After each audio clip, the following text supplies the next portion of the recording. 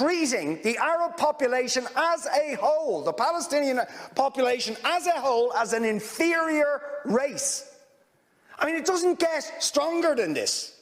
And yet you want to be careful about your language. You're happy to correctly use the most strong and robust language to describe the crimes against humanity of Vladimir Putin, but you will not use the same strength of language when it comes to describing Israel's treatment of the Palestinians, when it is now being documented and detailed by two of the most respected human rights organisations in the world, and indeed has been alleged by dozens and dozens of non-governmental organisations, and to be honest, anybody who looks honestly at the decades of brutal, inhumane persecution of the Palestinians, successive assaults on Gaza, the annexation of their land and territory, the systematic application of apartheid rules, you don't want to even use the word apartheid. Never mind sanctions.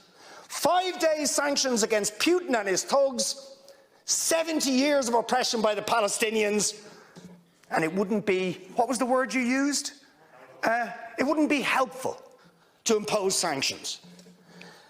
Amnesty International are calling for Israel to be referred to the International Criminal Court for crimes against humanity. Will you support it? They are calling for targeted sanctions against Israeli officials who are perpetuating the system of apartheid, just exactly the same types of sanctions you've just initiated against Vladimir Putin. Will you support it? And I think the answer is clearly you're not going to. And then we ask the question, why? Why?